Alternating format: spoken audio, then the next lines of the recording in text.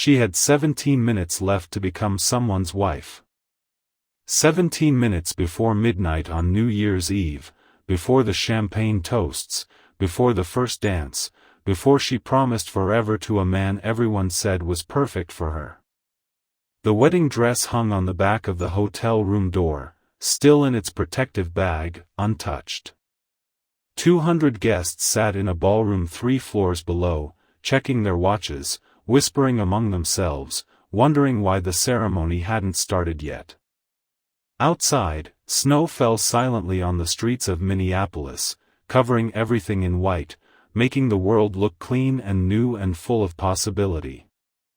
But inside room 847 of the Grand Marquis Hotel, Jennifer Matthews stood perfectly still in her jeans and sweater, staring at her phone, reading the same email for the 9th time, and feeling her entire future crack open like ice on a frozen lake.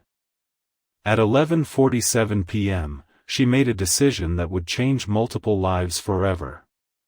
She canceled her wedding. What no one expected was what the groom would do next. By sunrise, police were involved. By morning, the story was on national news. And by the end of the week, America was asking the same question: who was the real victim that night?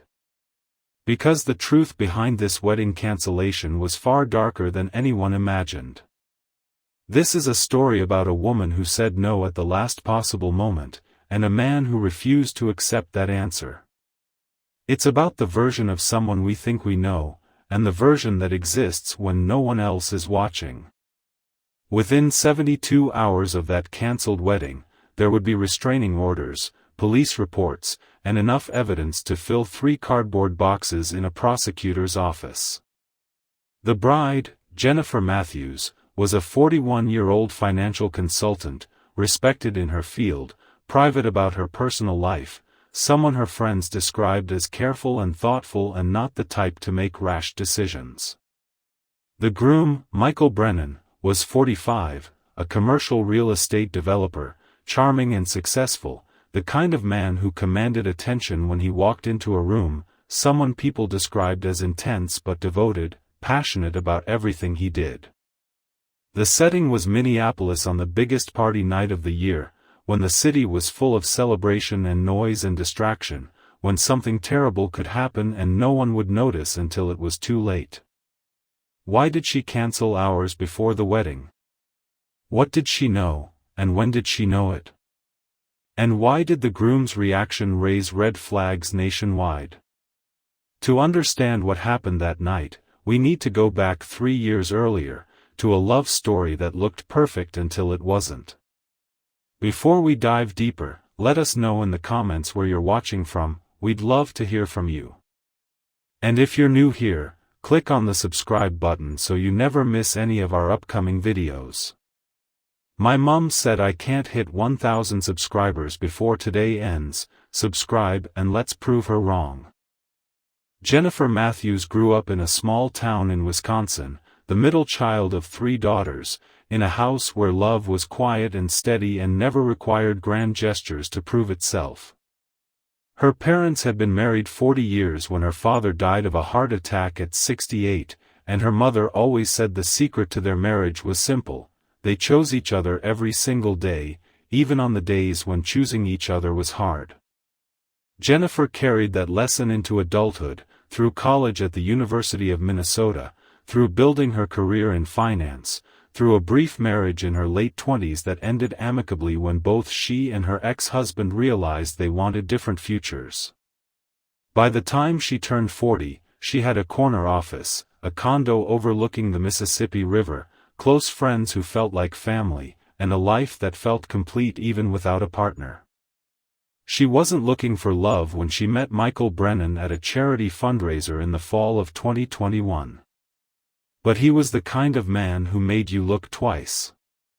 Tall, confident, impeccably dressed, with salt and pepper hair and eyes that seemed to see right through you in a way that felt thrilling and unsettling at the same time. He approached her during the silent auction, made a joke about the overpriced wine, and within 20 minutes had her laughing harder than she had in months. They talked for 2 hours that night, about travel and ambition and the loneliness that sometimes came with success, and when he asked for her number, she surprised herself by saying yes immediately. Their first date was dinner at a French restaurant in downtown Minneapolis, and Jennifer remembered thinking that everything felt easy with him, that conversation flowed without effort, that he listened to her in a way that made her feel seen. He told her about growing up in Boston, about his father who built houses with his own hands, about his previous marriage that ended badly when his ex-wife had an affair, about how he'd thrown himself into work for years and forgotten what it felt like to really connect with someone. She believed him because she had no reason not to. Within 6 months, they were spending almost every weekend together. Michael would drive to her place on Friday nights with flowers and takeout from her favorite Thai restaurant, and they'd stay up late watching old movies, talking about everything and nothing. He was generous in ways that touched her, remembering small details she mentioned in passing, surprising her with tickets to shows she wanted to see, sending her articles about subjects they discussed weeks earlier. But there were moments, even early on, when something felt slightly off, though Jennifer couldn't name exactly what it was. Like the time she mentioned having lunch with a male colleague and Michael asked 7 follow-up questions about who the man was and whether he was single and why Jennifer hadn't mentioned him before. Or the time she was 15 minutes late meeting him for dinner because of a work call, and he seemed genuinely hurt, saying he'd been worried something happened to her, that not hearing from her made him anxious in a way he couldn't control. Jennifer told herself these were signs that he cared deeply, that after his ex-wife's betrayal he was just protective of their relationship, that intensity wasn't the same thing as control. Her friends loved Michael. He was charming at dinner parties, always the one telling the best stories, making everyone laugh, asking thoughtful questions and remembering details about their lives. Her sister Rachel said he was the best thing that ever happened to Jennifer, that she seemed lighter and happier than she'd been in years. Even her mother, who had been skeptical of anyone Jennifer dated after the divorce, warmed to Michael after one Sunday brunch, saying he reminded her of Jennifer's father in the way he looked at her daughter, like she was the most important person in the world. And maybe that should have been Jennifer's first real warning sign, that feeling of being someone's entire world, because worlds are small and enclosed and sometimes you don't realize you're trapped inside one until it's too late. Michael proposed on Christmas Eve 2022, at her mother's house in Wisconsin, in front of her entire family, with a ring that must have cost 3 months of his salary. He got down on one knee in the living room where Jennifer had grown up, where her father's photo still hung on the wall, and he said he wanted to spend the rest of his life making her happy, that he'd never felt this way about anyone, that she was his home. Everyone cried.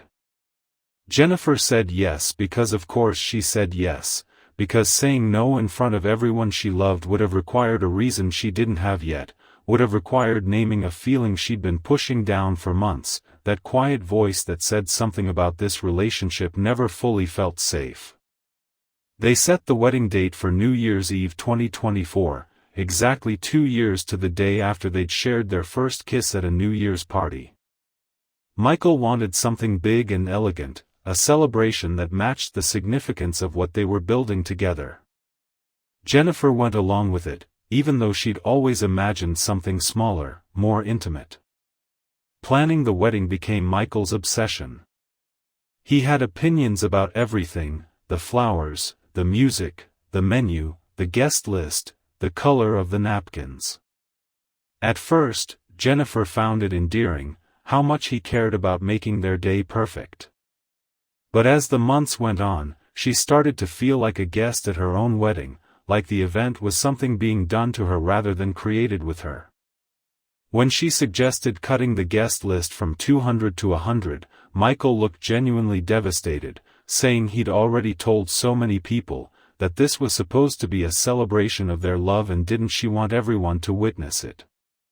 When she said she preferred simple white roses to the elaborate floral arrangements he'd chosen, he said he just wanted everything to be beautiful for her, that he was trying to give her the wedding she deserved, and didn't she trust his judgment?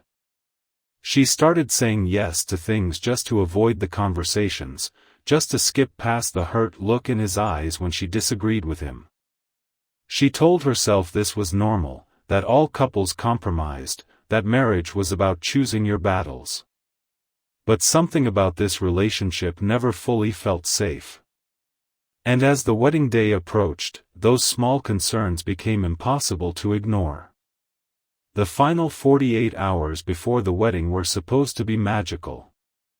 Jennifer had taken the week off work, and her sister Rachel flew in from Seattle to help with last-minute preparations. They spent December 30th getting manicures and picking up the wedding dress from final alterations and laughing about how surreal it was that Jennifer was actually getting married on New Year's Eve.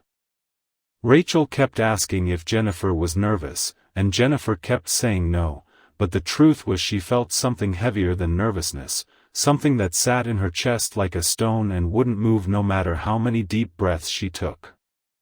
That night, she and Michael had dinner at their favorite restaurant, just the two of them, a tradition he'd insisted on because he said he wanted one quiet moment before the chaos of the wedding weekend. He held her hand across the table and talked about their future, about the house they'd buy, about the trips they'd take, about growing old together. He told her he'd never been happier, that she'd saved him from a life of loneliness, that he couldn't imagine existing in a world where she wasn't his wife. And Jennifer smiled and said all the right things, but somewhere deep inside her, that stone in her chest grew heavier. She went home alone that night, as they'd agreed to, the old-fashioned tradition of not seeing each other before the wedding. She was supposed to sleep at the hotel with Rachel and her bridesmaids, turn the night before her wedding into a celebration. But first, she needed to check her email, one last work thing she'd been putting off all day. She opened her laptop at 11:30 p.m. on December 30th, expecting to find the quarterly report her assistant had promised to send. Instead, she found an email from an address she didn't recognize, with a subject line that said, "You need to know this before you marry him." Jennifer almost deleted it. She assumed it was spam, maybe even malicious, someone playing a cruel joke or trying to scam her. But something made her click it open. The email was from a woman named Catherine Reeves. It was long, carefully written, not frantic or emotional but methodical, like someone who'd spent a long time deciding whether to send it at all. Catherine explained that she'd been married to Michael Brennan from 2015 to 2018, that she'd seen Jennifer's engagement announcement in the paper months ago and had been wrestling with whether to reach out ever since. She said she wasn't trying to ruin Jennifer's life, but she couldn't live with herself if she stayed silent. And then she told Jennifer things that made the room spin.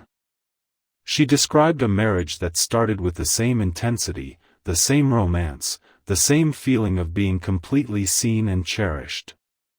She described how that intensity slowly became control, how Michael always needed to know where she was and who she was with, how he'd show up at her office unannounced to take her to lunch, how he'd get upset if she made plans with friends without checking with him first.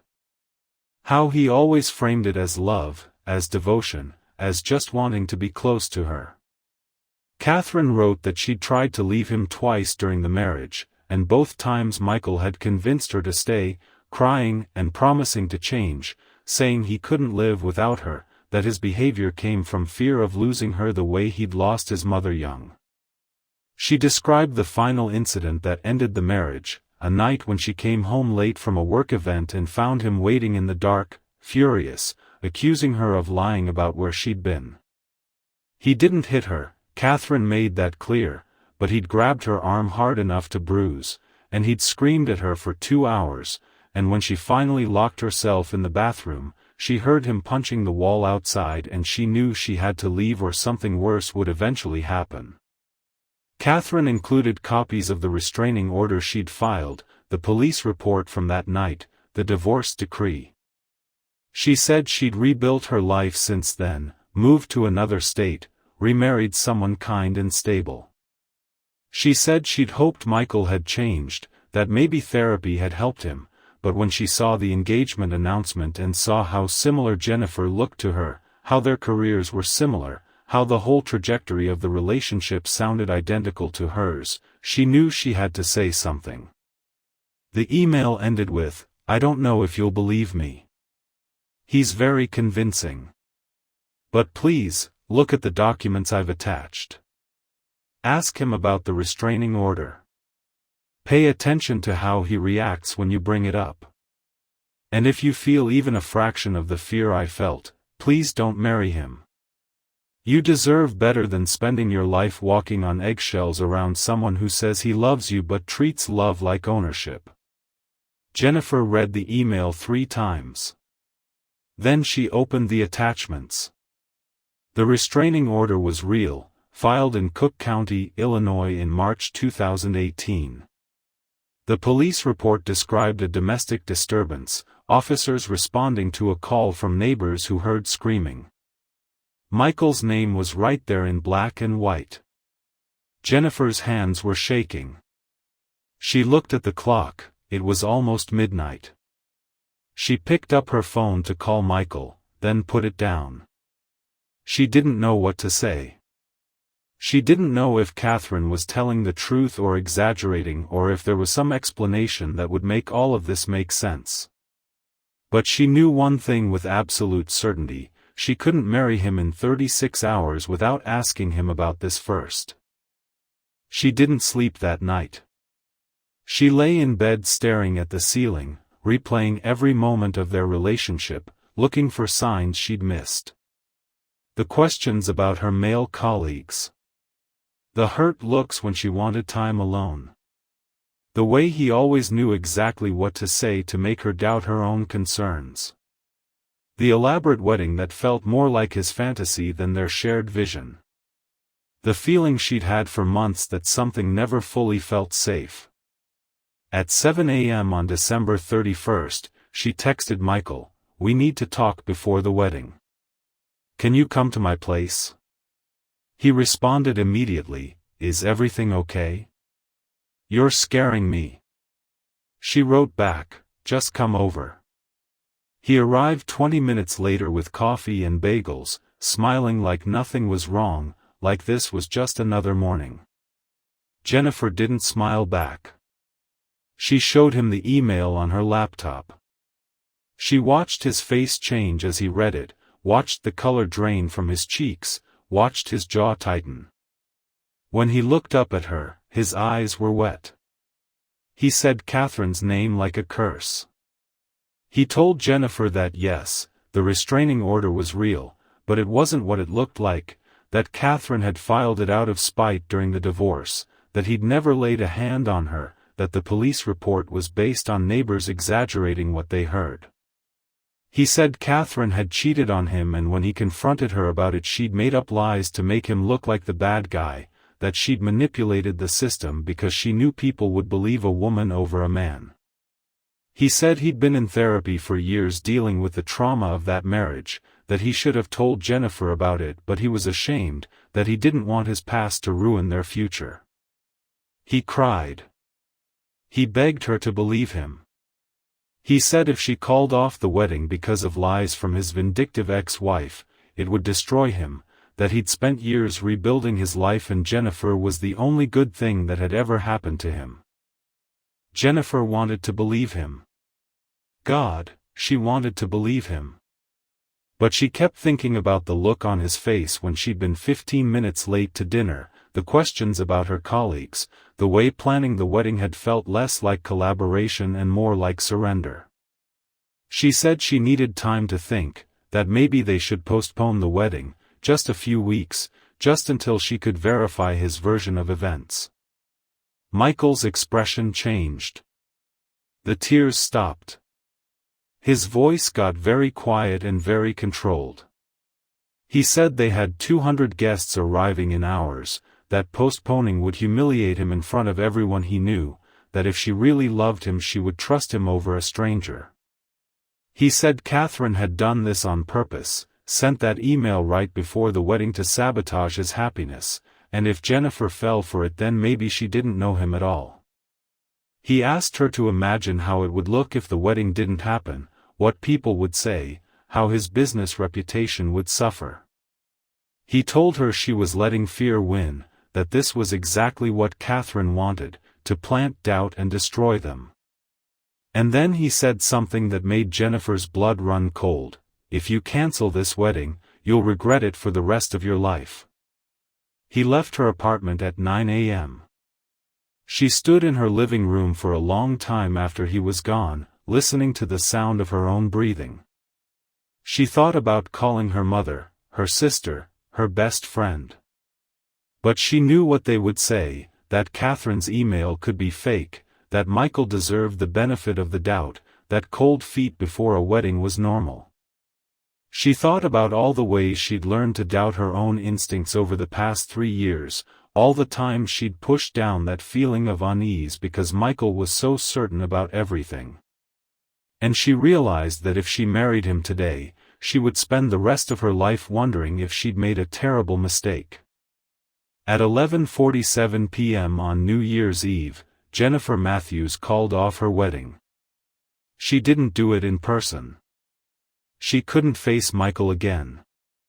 She sent an email to the wedding coordinator and her maid of honor, saying there would be no ceremony, that she would explain later, but the wedding was cancelled effective immediately. She asked them to tell the guests, to send everyone home, to handle the logistics because she couldn't. Then she turned off her phone, packed a bag, and drove to her mother's house in Wisconsin, leaving the wedding dress hanging on the back of the door. If you're still watching right now, comment "I'm still here." This story is about to take a turn no one expects. The guests at the Grand Marquis Hotel didn't find out the wedding was cancelled until almost midnight. The coordinator made the announcement, her voice shaking, saying there had been a family emergency and the bride and groom apologized for any inconvenience. Some people were annoyed about the wasted evening. Others were concerned, asking if everyone was all right, if there was anything they could do. But Michael Brennan stood in the center of the ballroom in his tuxedo, surrounded by friends and family, and he didn't look upset or worried. He looked furious. According to witnesses, he spent the next hour making phone calls, trying to reach Jennifer, leaving voicemails that started out pleading and ended up angry. When her phone went to voicemail for the 10th time, he told his best man he was going to her apartment to talk to her in person, that this was all a misunderstanding and he just needed to see her face to face. His best man, a guy named Derek who'd known Michael since college, later told police that he tried to convince Michael to wait until morning, that showing up at Jennifer's place in the middle of the night probably wasn't the best idea. But Michael wouldn't listen. He drove to her building at 1:15 a.m. on New Year's Day, and when the doorman wouldn't let him up to her apartment, Michael started yelling that he had a right to see his fiancée, that they were supposed to be married by now, that Jennifer was clearly having some kind of breakdown and needed him. The doorman, a guy named Luis who'd worked in the building for 6 years and knew Jennifer well, stood his ground. He said Jennifer had specifically called earlier to say that under no circumstances should Michael be allowed in the building. Michael called him a liar. He tried to push past him into the lobby. Luis threatened to call the police. Michael finally left, but not before punching the glass door hard enough to crack it and leave blood on his knuckles. Luis did call the police, filed a report about the incident. Officers drove by Jennifer's building twice that night just to make sure Michael didn't come back.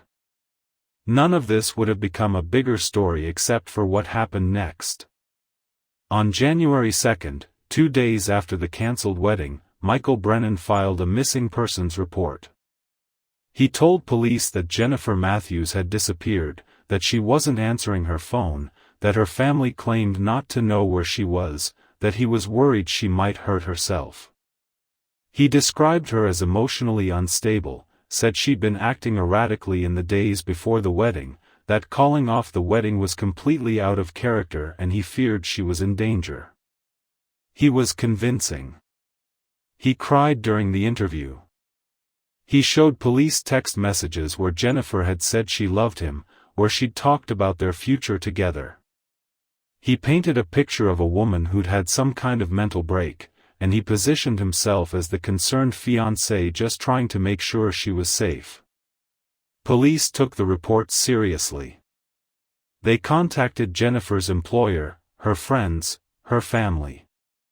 That's when Jennifer's sister Rachel got involved. Rachel flew back to Minneapolis immediately, and she was the one who told police the real story, that Jennifer was safe at their mother's house in Wisconsin, that she'd canceled the wedding because she'd received information about Michael's past that made her fear for her safety, that Michael knew exactly why the wedding didn't happen and filing a missing persons report was manipulation. Rachel showed them Catherine Reeves' email, the restraining order, the police report from 2018. She described the cracked glass door at Jennifer's building, Louisa's account of Michael trying to force his way in. She said her sister wasn't missing, she was hiding from a man who couldn't accept no for an answer. The police closed the missing persons case that same day. But the story had already leaked to local news, and by January 3rd, it was everywhere. The headlines were brutal: wedding cancelled hours before ceremony, groom reports bride missing. The early coverage was sympathetic to Michael. He gave an interview to a local station, looking devastated, saying he just wanted to know Jennifer was okay, that he respected her decision even though it broke his heart. He never mentioned Catherine's email. He never mentioned the restraining order. He presented himself as a man blindsided by the woman he loved, confused and hurt but still concerned for her well-being. Social media picked up the story, and the comments were vicious. People called Jennifer cruel for canceling so late, selfish for embarrassing Michael, mentally unstable for throwing away a relationship with such a great guy. Strangers who'd never met her speculated about what was wrong with her, whether she'd been cheating, whether she'd left him for someone else. Jennifer, still at her mother's house, watched the narrative spiral out of her control and felt like she was drowning. Her mother begged her to ignore it, to let it blow over. But Rachel was furious. She contacted a journalist she knew at the Minneapolis Star-Tribune, a woman named Amanda Chen who'd written extensively about domestic violence, and she told her everything. Amanda spent a week investigating. She tracked down Catherine Reeves, who confirmed every detail of her email and agreed to go on record. She found the police report from the night Louise called about Michael trying to force his way into Jennifer's building. She interviewed 3 of Michael's former colleagues who described him as charming but volatile, someone who held grudges and didn't handle rejection well.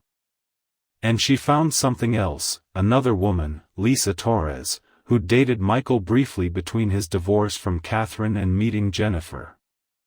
Lisa said the relationship had only lasted 3 months, but it ended when Michael showed up at her office unannounced one day and caused a scene because she'd gone to lunch with a male friend without telling him. She'd broken up with him immediately, and he'd sent her 47 text messages in one night begging her to reconsider. Amanda's article ran on January 10, exactly 10 days after the cancelled wedding. The headline was, "The Wedding That Didn't Happen, One Woman's Escape from a Relationship That Raised Red Flags." The piece was thorough and fair, presenting Michael's version of events alongside the documented pattern of behavior from multiple women. It included expert commentary from a psychologist who specialized in coercive control, explaining how this type of behavior often escalated slowly, how it was frequently disguised as love and devotion, how canceling the wedding might have been the safest thing Jennifer could have done.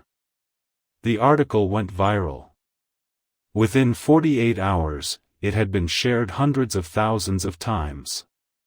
The narrative flipped completely. Suddenly people were praising Jennifer for trusting her instincts, criticizing the early coverage that had vilified her, questioning why society was so quick to blame a woman for protecting herself. Michael Brennan went silent. He deleted his social media accounts, stopped giving interviews, hired a lawyer who released a brief statement saying his client denied all allegations of controlling or abusive behavior and was considering legal action against anyone who defamed him. But the evidence was public now. The restraining order, the police reports, the testimonies from Catherine and Lisa. Michael couldn't make them disappear. Jennifer stayed in Wisconsin for 3 weeks. She talked to a therapist who specialized in trauma, who helped her understand that what she'd experienced was real, that her instincts had been right all along. She talked to a lawyer about whether she needed a restraining order of her own, whether Michael posed a continued threat. The lawyer said it was hard to predict, that some men like Michael moved on quickly once they realized the relationship was truly over, while others became obsessed with the rejection. They agreed Jennifer should document everything, keep records of any contact Michael tried to make, be prepared to file for legal protection if needed. In February, Jennifer returned to Minneapolis. She moved into a new apartment, one Michael didn't know about, in a building with better security. She changed her phone number, blocked Michael on every platform, told everyone in her life that under no circumstances should they share information about her with him. For 2 months, she heard nothing from him. She started to believe maybe it was over, maybe he'd moved on, maybe she could rebuild her life in peace. But she was wrong. On April 7th, Jennifer came home from work to find a package outside her apartment door. There was no return address. Inside was her wedding dress, the one she'd left hanging in the hotel room on New Year's Eve, the one she assumed had been returned to the bridal shop. It had been cut into pieces.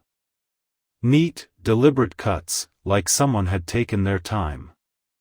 Tucked into the box was a note, handwritten, that said, "You made your choice. Now live with it."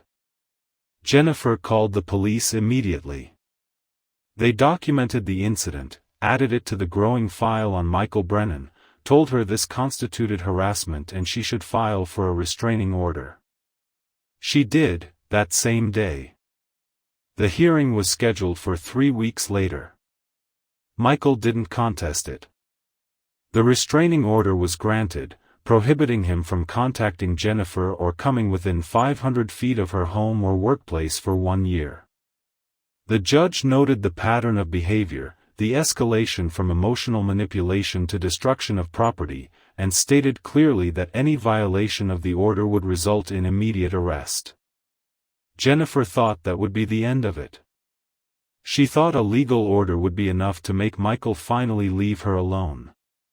But 3 days after the restraining order was granted, her boss called her into his office. Someone had emailed the entire company, from an anonymous account, claiming Jennifer had stolen client funds. The email included fabricated documents, fake bank transfers, evidence that looked real enough to trigger an internal investigation. It took Jennifer's employer 2 weeks to prove the documents were forged, to trace the anonymous email back to an IP address that couldn't definitively be linked to Michael but seemed too coincidental to ignore. The company cleared Jennifer of any wrongdoing, but the damage was done. Her reputation was questioned. Clients who'd worked with her for years started asking uncomfortable questions. Her stress manifested in physical symptoms, migraines, insomnia, panic attacks that came out of nowhere and left her gasping for air in the middle of meetings. And she realized something that made her feel sick with fear: canceling the wedding hadn't been the end of the story. It was the beginning of something far worse. Because Michael Brennan wasn't just angry that she'd left him. He was determined to punish her for it, to make sure that if he couldn't have her, she couldn't have peace. And the legal system, with all its restraining orders and police reports, couldn't actually stop someone who was willing to destroy her life from the shadows.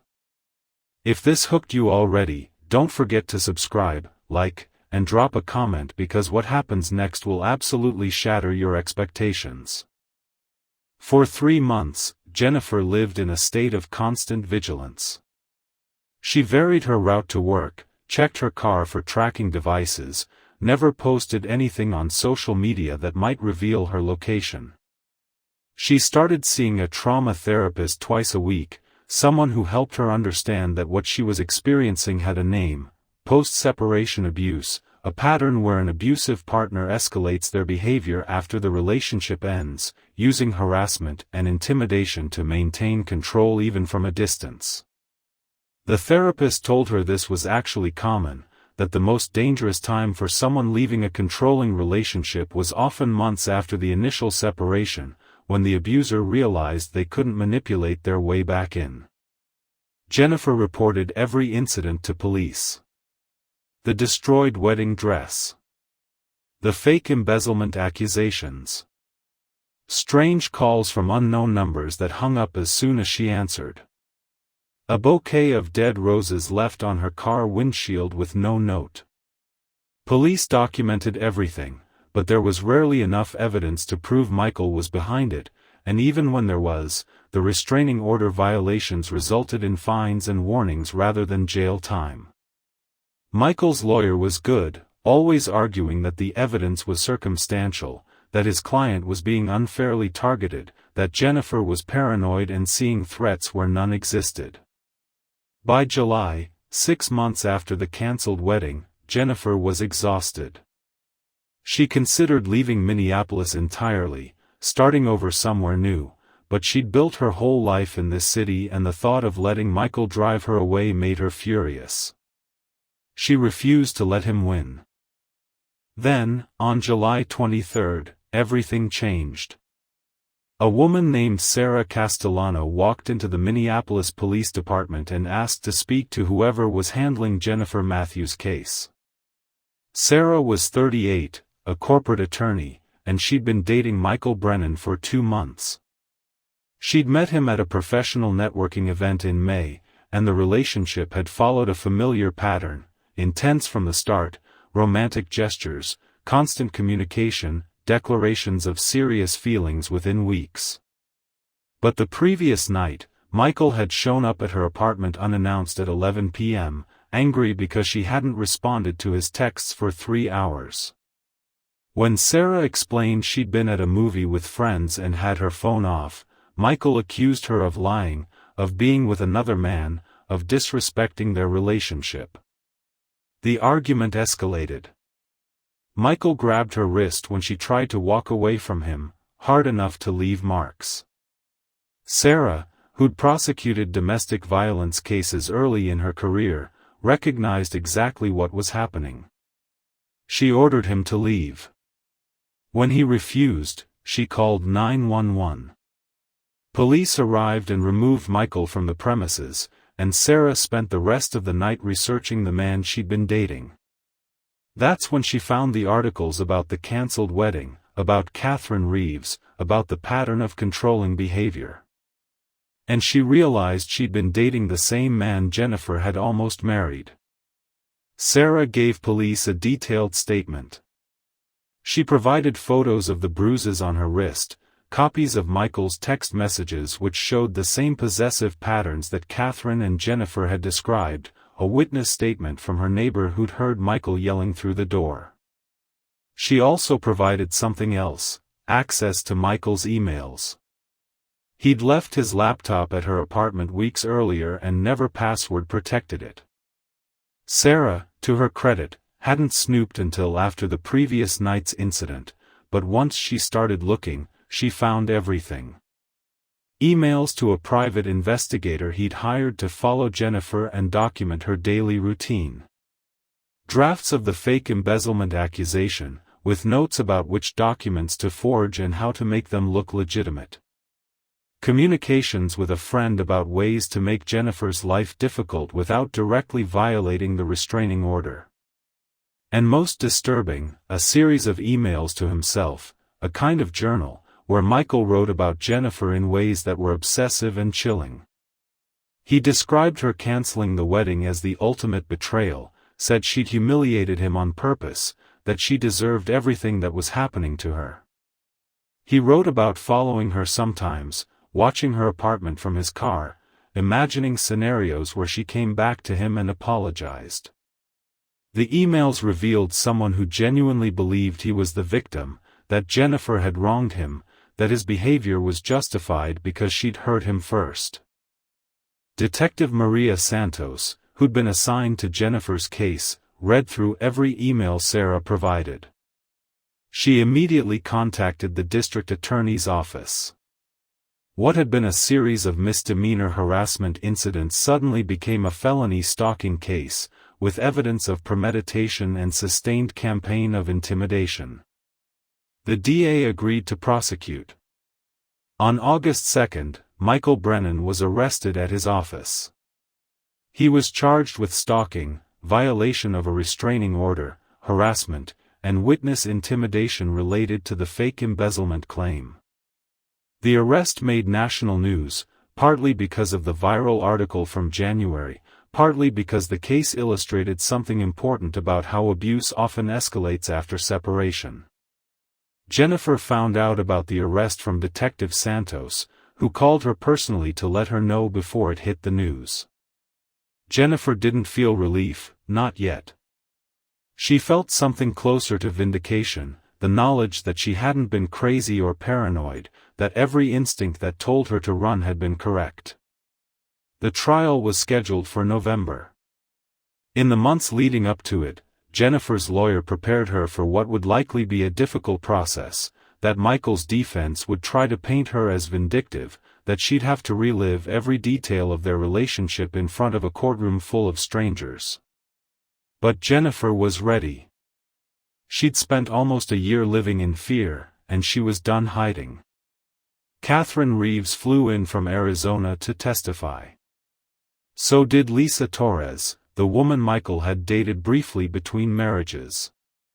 Sarah Castellano testified about her 2 months with Michael, the escalation from charm to control to violence. A private investigator took the stand to confirm that yes, Michael had hired him to follow Jennifer, had paid him $5,000 over 3 months to document her movements and report back. The prosecution presented the emails from Michael's laptop, his own words revealing the obsession and rage he'd hidden behind a carefully constructed public image. Michael's defense tried to argue that he'd been devastated by the cancelled wedding and had made some poor choices but hadn't actually physically harmed anyone, that the restraining order violations were technical rather than dangerous, that the emails were just private venting and didn't constitute a real threat. The jury didn't buy it. On November 19, almost 11 months after Jennifer had called off her wedding, Michael Brennan was found guilty on all counts. The judge sentenced him to 18 months in prison, followed by 3 years probation and a permanent restraining order preventing him from ever contacting Jennifer again.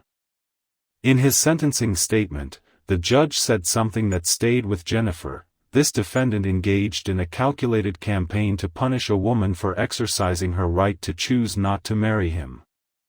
He used every tool at his disposal, his intelligence, his resources, his understanding of the legal system, to terrorize someone whose only crime was protecting herself.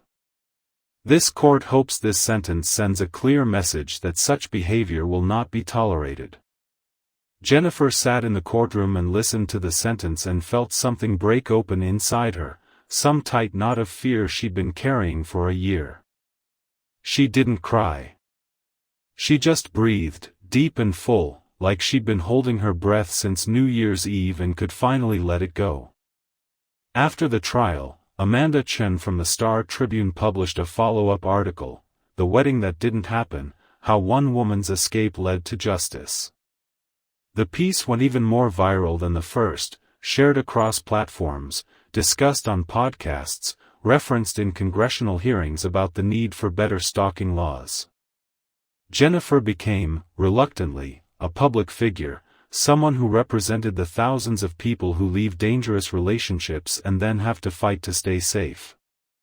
She gave one interview, to a podcast about domestic violence awareness, where she talked about the guilt she'd felt for even questioning whether Michael was the problem, about how long it took her to trust her own instincts, about the relief she felt knowing she'd saved herself from a marriage that would have been a prison.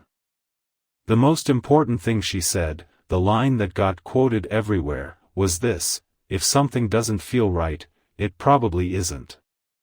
Your fear is information. Listen to it. If you're still here, subscribe, because stories like this only work when people stay. Michael Brennan served 16 months of his 18-month sentence and was released in March 2026 on good behavior. As a condition of his parole, he was required to attend a program for intimate partner abusers, maintain employment, and have no contact with Jennifer or any of the women who'd testified against him. Jennifer, who'd been notified of his release date months in advance, had already prepared. She'd moved again, this time to a different neighborhood entirely, and taken additional security precautions that had become second nature: cameras on her door, alerts on her credit report, a safety plan coordinated with her employer and her building's security. But she'd also done something else in the 2 years since the trial. She'd rebuilt her life into something she loved. She'd started volunteering with an organization that helped people leave abusive relationships, offering financial planning services for free to help them achieve economic independence from their abusers. She'd written a series of articles for a legal website about the gaps in restraining order enforcement and how the system could better protect victims. She'd reconnected with friends she'd lost touch with during her relationship with Michael, realizing how much she'd isolated herself without even noticing. And she'd started dating again, cautiously, someone she'd met through a friend, a high school teacher named David who was kind and patient and respected her boundaries without needing elaborate explanations. It wasn't intense or all-consuming. It was steady and safe, and Jennifer had learned that steady and safe were actually what love was supposed to feel like. She didn't hear from Michael directly after his release, and she told herself that maybe prison had actually changed him, or at least scared him enough to stay away. But in May 2026, Detective Santos called to tell her that Michael had been arrested again, this time for violating the terms of his parole by contacting a woman he'd met online and failing to disclose his criminal history to her as required. The woman had reported him after he showed up at her workplace unannounced, and a pattern familiar to everyone involved in the original case began to emerge. The parole violation sent Michael back to prison for 6 months, and this time when he was released, the restrictions on his parole were even tighter: electronic monitoring, mandatory weekly check-ins, a prohibition on dating apps or any online platforms where he might meet potential partners without supervision. Jennifer didn't know if these measures would actually work, if someone like Michael could ever really change, or if the system could keep him from finding new targets. But she knew it wasn't her responsibility to save the world from him. She'd done what she needed to do, which was save herself. On New Year's Eve 2026, exactly 2 years after the night she'd called off her wedding, Jennifer went to a party at her friend's house. It was small and casual, just people she trusted, and at midnight when everyone counted down and cheered and kissed and toasted to new beginnings, Jennifer felt something she hadn't felt in years: genuinely excited about the future. Not because everything was perfect, but because she'd proven to herself that she could trust her own judgment, that she could survive something terrifying and come out stronger, that she had the right to choose safety over what other people expected from her. Someone at the party asked her if she had any New Year's resolutions. Jennifer thought about it for a moment, then said, "I'm going to keep believing my own instincts, even when everyone else thinks I'm wrong." The woman who asked smiled and said that sounded like the best resolution she'd ever heard. Later that night, Jennifer drove home alone, the streets quiet after all the celebrations, snow falling just like it had been falling 2 years earlier. She thought about the person she'd been then, standing in that hotel room, reading an email that would change her life, having to make the hardest decision she'd ever made with almost no time and enormous pressure. She thought about how easy it would have been to ignore Catherine's warning, to walk down the aisle, to choose the path of least resistance. And she thought about everything that would have cost her, her safety, her autonomy, maybe eventually her life. She'd lost a lot by calling off that wedding. Money on deposits that couldn't be refunded, friendships with people who took Michael's side, a sense of certainty about her own judgment that took years to rebuild. But she'd gained something infinitely more valuable, her freedom. The kind of freedom that meant she could go home to an apartment where no one was waiting to question her about where she'd been, could make plans without asking permission, could turn off her phone for a few hours without dreading the consequences. The freedom to be herself without constantly calculating how someone else would react. A year later, in 2027, Jennifer attended Catherine Reeves' wedding. Catherine had reached out after the trial, and the two women had become unlikely friends, bonded by their shared experience of loving and leaving the same dangerous man. Catherine's wedding was everything Jennifer's almost wedding hadn't been: intimate, joyful, a celebration of two people who'd chosen each other freely and without fear. At the reception, Catherine pulled Jennifer aside and thanked her for believing her email, for being brave enough to act on it, for making sure Michael faced consequences that might prevent him from hurting someone else. Jennifer told Catherine that she was the real hero, that sending that email had taken more courage than Jennifer could imagine, that she'd saved Jennifer's life and didn't even know her. They both cried, and then they laughed about crying, and then they went back to the party and danced until their feet hurt. In 2028, Jennifer got a call from a producer working on a documentary series about domestic violence and the legal system.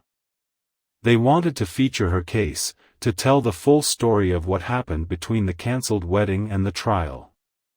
Jennifer thought about it for a long time. Part of her wanted to move on completely, to let the story fade into her past. But another part of her knew that her story could help someone else recognize the warning signs in their own relationship, could encourage someone to trust their instincts, could illustrate how abuse often looked like love until you had enough distance to see the difference.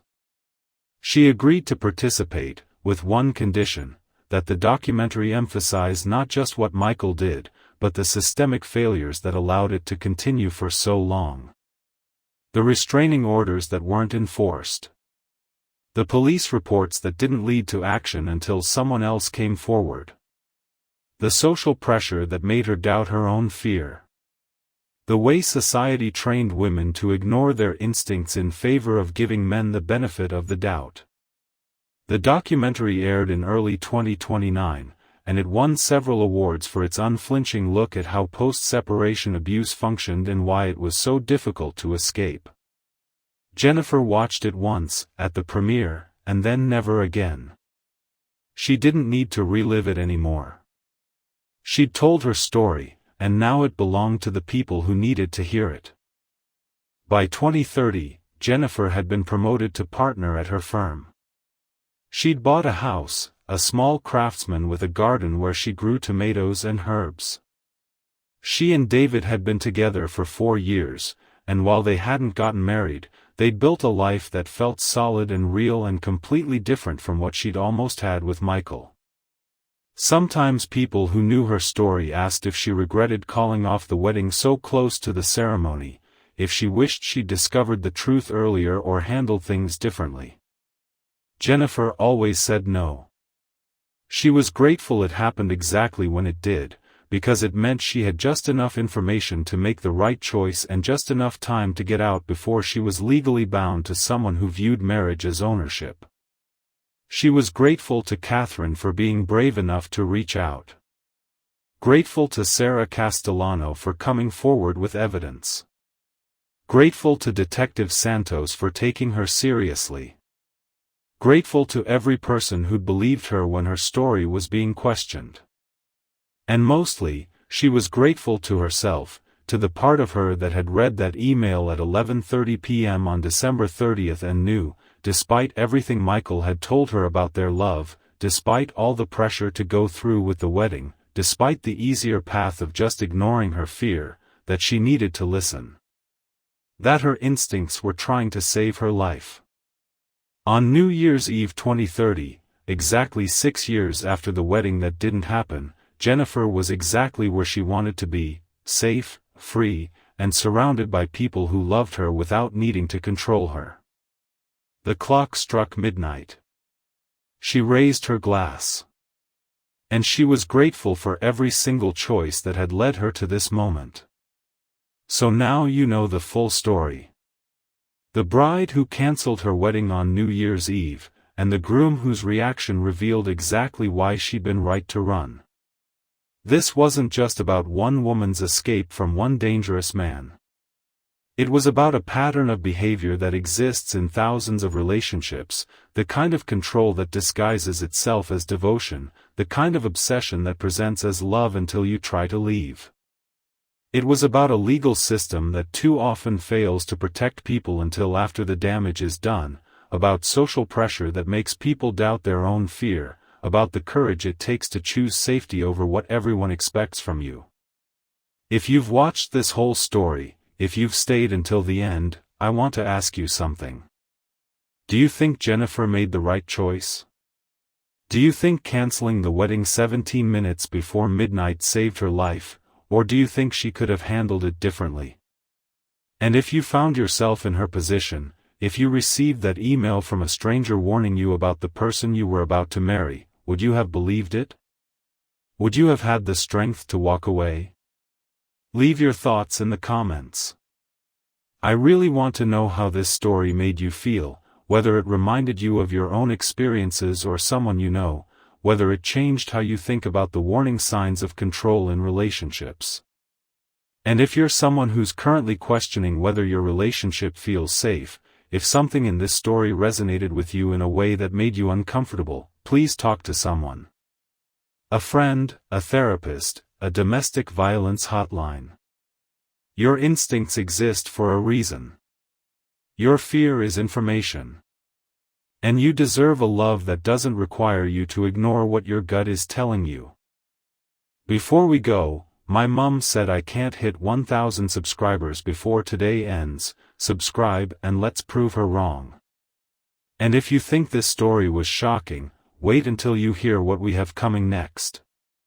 Next week, we're covering another story about a decision made in seconds that changed everything, about the moment someone realized the person they trusted most was the person they should have feared. Subscribe so you don't miss it, and if this story moved you, share it with someone who needs to hear it. Because every time we talk about these patterns, every time we make them visible, we make it a little bit easier for the next person to recognize them in time. Thank you for watching. Thank you for listening.